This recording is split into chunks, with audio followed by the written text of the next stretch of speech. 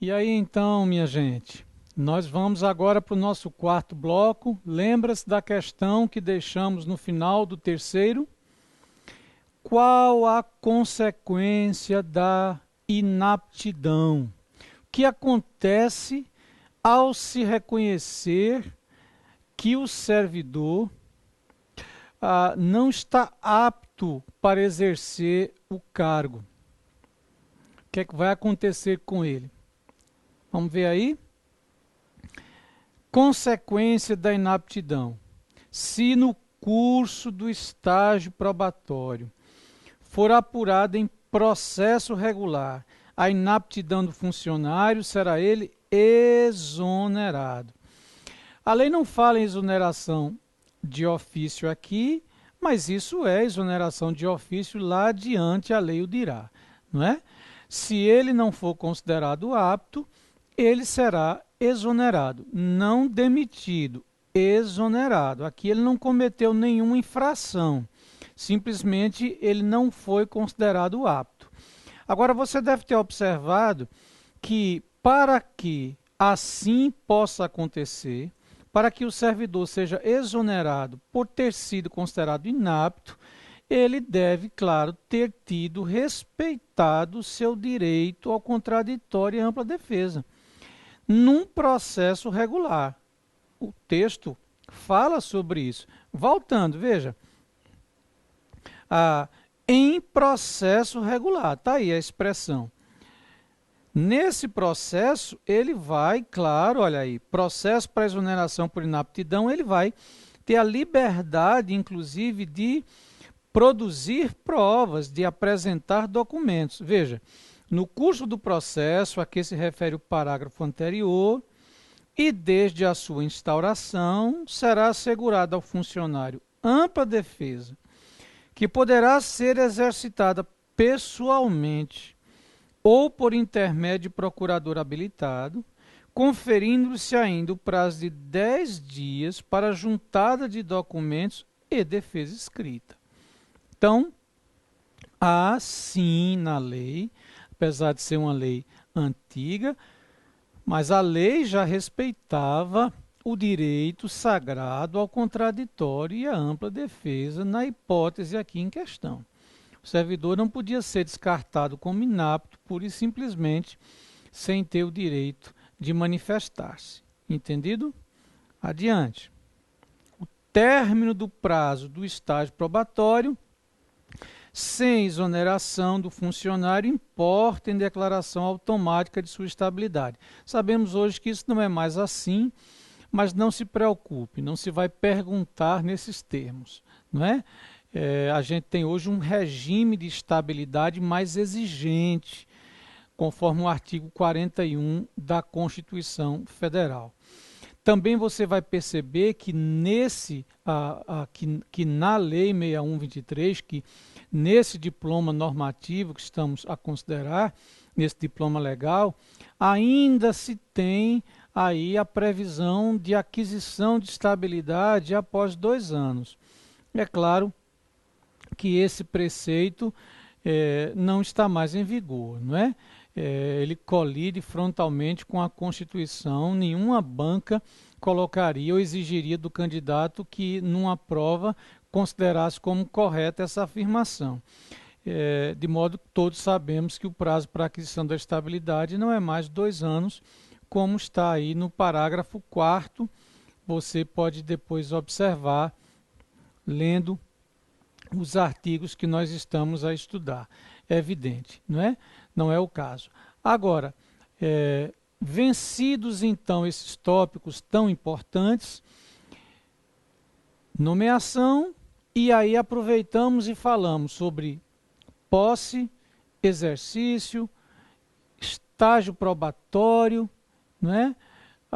E aspectos relacionados ao estágio probatório, esclarecendo inclusive que a estabilidade é obtida nos termos previstos no artigo 41 na Constituição e não mais após 2 anos, como está aqui. Nós agora vamos retomar o tratamento das formas de provimento, tratando da promoção. A promoção Na Lei 6123 conta com um conceito, diferentemente do que acontece, por exemplo, na Lei Federal. Vou passar aqui promoção. A gente vai passar rapidamente por alguns preceitos. Vamos lá. Eles me pegaram na hora que eu estava tomando água, né? Vejam, o que é promoção? Qual é o conceito? Promoção é a elevação do funcionário em caráter efetivo. Então, só há promoção para quem é efetivo. A classe imediatamente superior na respectiva série. Portanto, só se fala em promoção por efetivo, para o efetivo, perdão. Só se fala em promoção para o cargo efetivo que está numa classe encartada, alocada numa série de classes. E 3.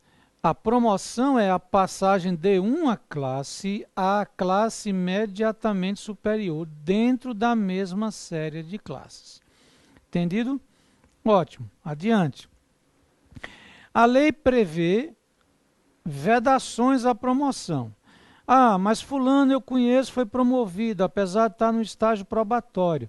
É porque algumas leis tratam de maneira específica a promoção para certas carreiras. Se não houver uma legislação específica, então aplica-se aqui a legislação geral. Vejam que a lei não admite que seja promovido o servidor em estágio probatório ou em disponibilidade. Observe. Não haverá promoção de funcionários em disponibilidade ou em estágio probatório. Vedações legais. Continuando. Quais os critérios para promoção? Todos nós sabemos que a promoção se dá conforme o critério do merecimento ou o critério da antiguidade, como está claro na lei. Vamos observar?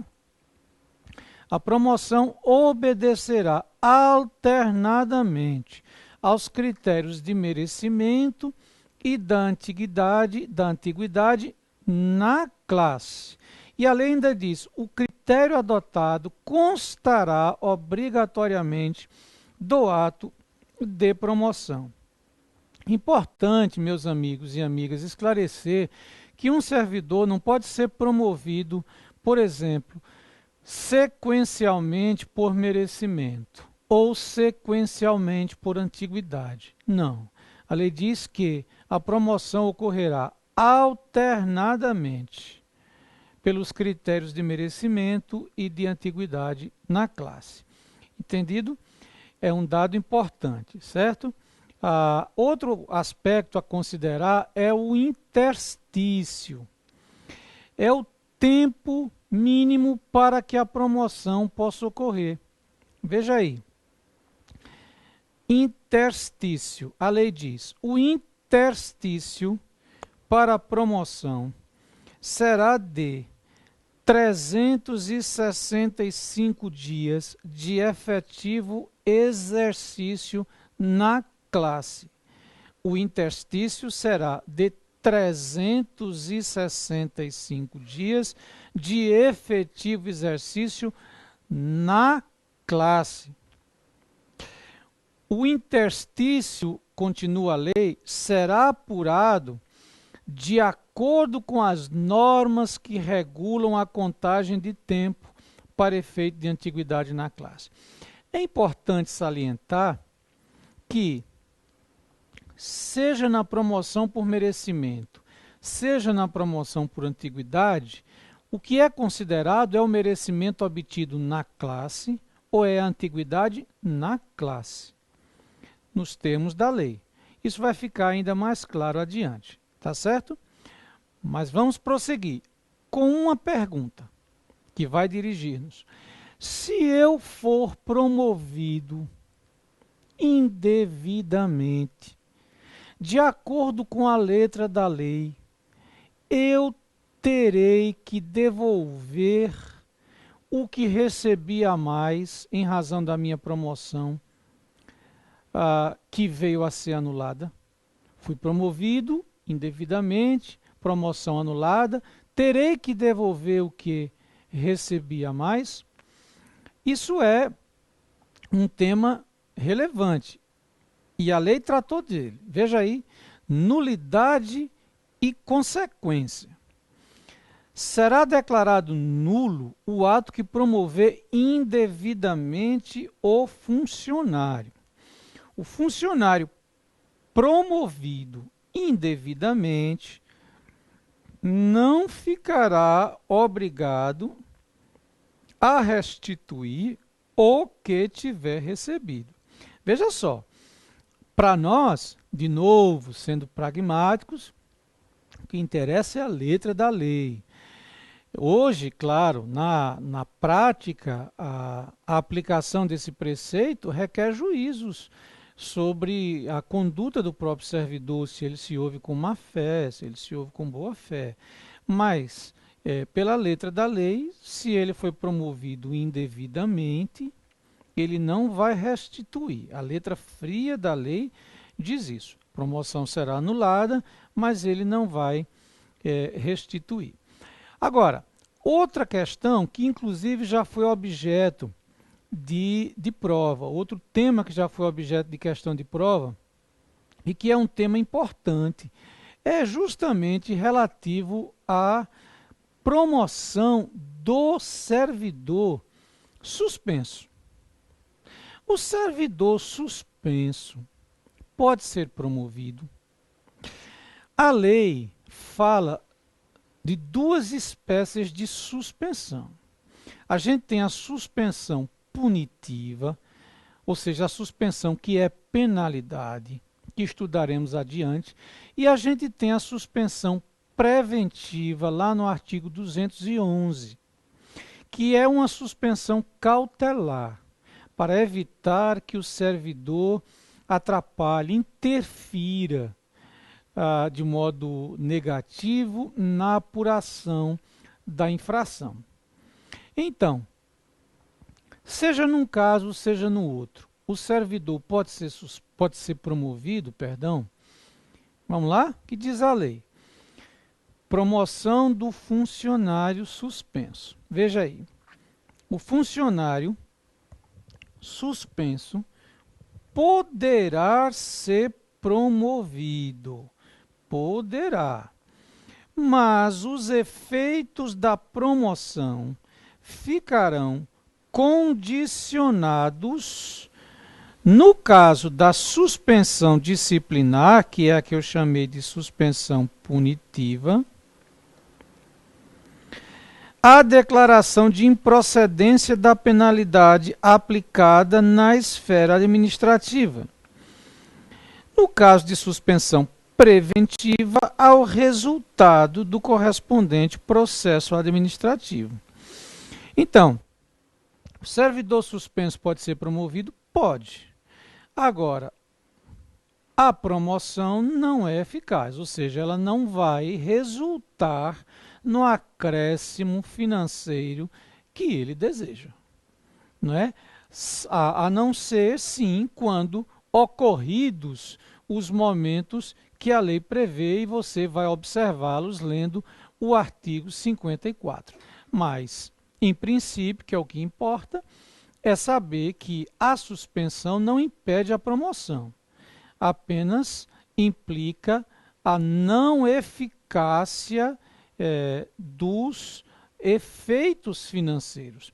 Esses efeitos financeiros vão ficar suspensos até a ocorrência do que a lei prevê. Por exemplo, no caso da suspensão punitiva, a lei dirá que a promoção depende, para surtir os seus efeitos financeiros, da declaração da improcedência da penalidade aplicada na esfera administrativa. Não só efeitos financeiros, eu estou falando de efeitos financeiros, mas a lei fala de efeitos, genericamente.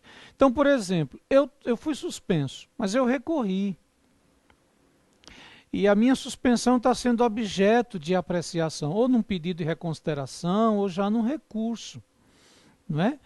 E na forma da lei, Se essa penalidade for considerada improcedente, vamos dizer, o pedido de reconsideração for acolhido ou recurso, a promoção surtirá todos os seus efeitos.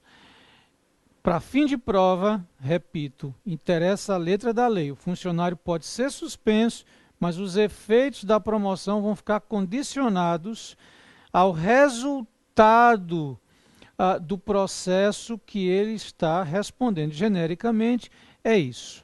No caso do inciso 1, no caso de suspensão disciplinar, o resultado, ou mais precisamente, os efeitos da promoção vão depender da improcedência da penalidade aplicada, e no caso da suspensão preventiva, que não é penalidade, os efeitos da promoção dependerão do resultado do processo. Se ele foi suspenso preventivamente, é porque há um processo que está em andamento, um processo administrativo que está em andamento. Ok? Bom, é um dado importante que a gente deve considerar, a gente não deve esquecer, porque inclusive isso já foi questão de prova e a gente deve relembrar. Até porque pode cair de novo, né? De vez em quando, certas questões da Lei 6123 que apareceram há alguns anos estão voltando à baila, com alguma modificação, mas estão reaparecendo. Vedação à promoção por merecimento.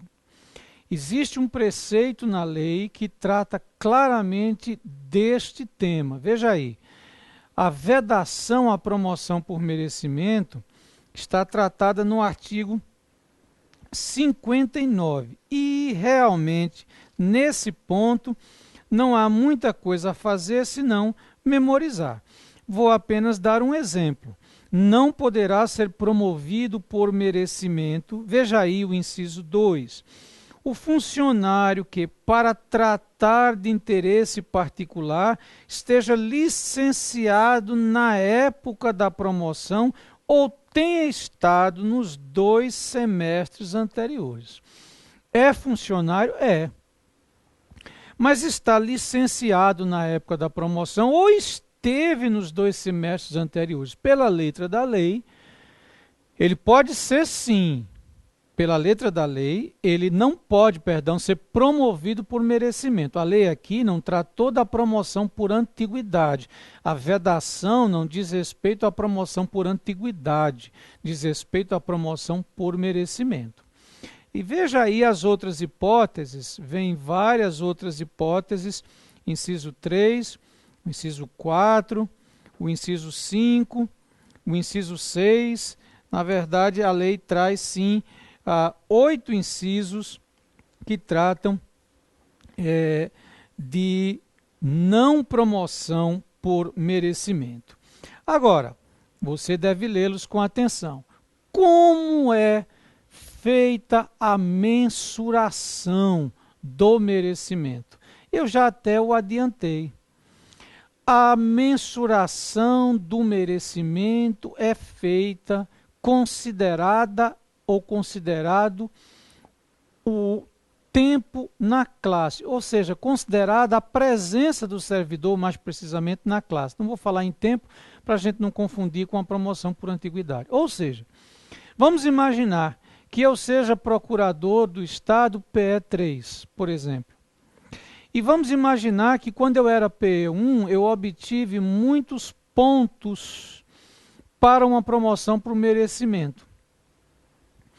Ora, sim, esses pontos serviram-me para a promoção para PE2. Mas eu não vou viver dos pontos de PE1, ou seja, o servidor não pode viver dos merecimentos ou dos méritos, mais precisamente, de quando estava em outra classe. De algum modo, a lógica da lei é estimular a aquisição de méritos sempre continuados, novos, ou seja, em cada classe o servidor vai angariando nova pontuação por realizações meritórias. Essa é a lógica. Vamos ver aí, ó. Mensuração do merecimento. O merecimento é adquirido na classe. Promovido funcionário começará a adquirir merecimento a contar do ingresso na nova classe. É isso aí. O merecimento de antes passou, ficou para trás. Considera-se o merecimento em cada classe. Também quanto à mensuração da antiguidade, veja o que a lei diz. A promoção por antiguidade será atribuída ao funcionário que tiver maior tempo de efetivo exercício na classe. Também conta-se o tempo de exercício para a promoção por antiguidade na classe. Do mesmo jeito que se conta, digamos, a pontuação para merecimento na classe, assim se faz em relação ao tempo para a promoção por antiguidade. Certo? Portanto, a noção ou conceito de classe é muito relevante, como nós dissemos ainda no nosso primeiro bloco. Agora, deixemos a promoção, o que não dispensa você de ler todos os preceitos que tratam sobre o assunto, ou que tratam do assunto, mais propriamente dizendo. Apenas destacamos alguns que são bem importantes. Entramos numa outra forma de provimento, que é a reintegração. E na Lei 6123, a reintegração tem um perfil diferente. Ela tem, sim, aspectos diferentes da reintegração ou da figura chamada reintegração na lei federal. Então não confunda. Debruce a sua atenção, considere a lei 6123 agora, tá certo? Esqueça-se da lei federal. Bom, veja aí o conceito e os pressupostos que emergem desse artigo 66. Reintegração é o ato pelo qual o funcionário demitido ou exonerado ilegalmente reingressa no serviço com o ressarcimento das vantagens ligadas ao cargo. Perceba então, meu amigo, minha amiga, o seguinte. 1. A reintegração é o ato pelo qual o servidor reingressa no serviço. Tá bom, depois a gente vai especificar melhor como é esse reingresso no serviço. Agora, 2. Se ele reingressa é porque ele saiu. E saiu de que forma? Para a nossa lei, ele foi demitido ou exonerado ilegalmente. Cuidado, na Lei 6123, a exoneração ilegal também pode ser pressuposto da reintegração, não só a demissão. Tanto a demissão quanto a exoneração ilegais podem ser pressupostos, ou são pressupostos para a reintegração. E lembre-se ainda, o reintegrado retorna, conforme aí a letra legal, com o ressarcimento, com a indenização das vantagens ligadas ao cargo. Ou seja, o que ele deixou de receber como a lei fala de vantagens, mas é mais do que simplesmente vantagens. O que ele não recebeu em face do tempo em que esteve demitido ilegalmente ou exonerado ilegalmente, ele vai receber. Isso é a letra da lei. Claro, existem aspectos a pontuar nas diversas situações concretas, mas para nós o que interessa é isso. Agora, como a reintegração ocorre? Ela ocorre, ou pode ocorrer, tanto por decisão administrativa, como por decisão judicial. Veja, temos um funcionário, um servidor, que foi demitido ou exonerado ilegalmente. Essa demissão ou essa exoneração ilegais podem ser anuladas, seja por uma decisão judicial, seja por uma decisão administrativa. Veja lá, os meios para a reintegração. Olha, a reintegração decorre de decisão administrativa ou judiciária ou judicial, tanto faz. Agora, a lei diz que o servidor pode provocar essa decisão administrativa. De que modo? A decisão administrativa de reintegração só poderá ser proferida em pedido de reconsideração, recurso ou revisão de processo. Veja que coisa estranha.